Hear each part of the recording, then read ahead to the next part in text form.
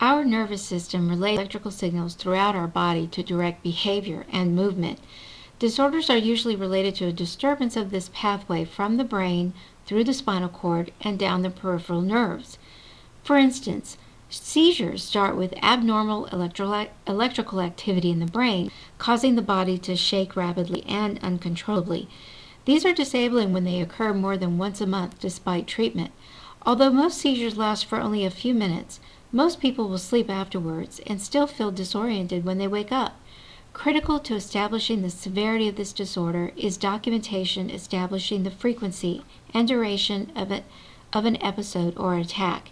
It is also important to have ongoing treatment, preferably with a neurologist, to establish compliance.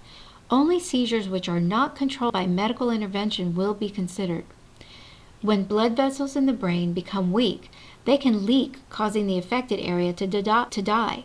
This is known as a stroke, and it is often caused by high blood pressure, which is a less than adequate force exerted to circulate blood in the blood vessels.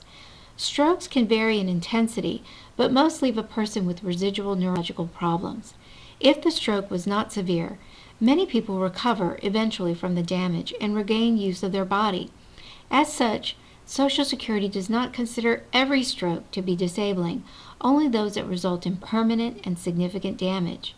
Social Security will review post-stroke medical records to make this determination. Multiple sclerosis is really an autoimmune disorder. The body attacks the protective myelin, which coats and insulates nerve fibers in and around the brain and spinal cord. Like seizures and other autoimmune disorders, such as lupus or rheumatoid arthritis, it is episodic.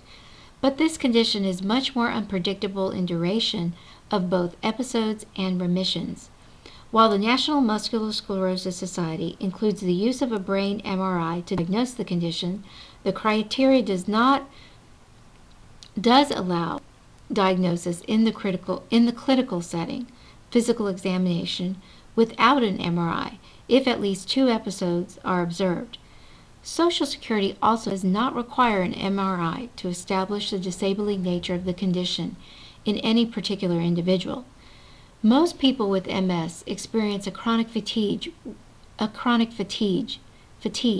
which can lead to a misdiagnosis of chronic fatigue syndrome.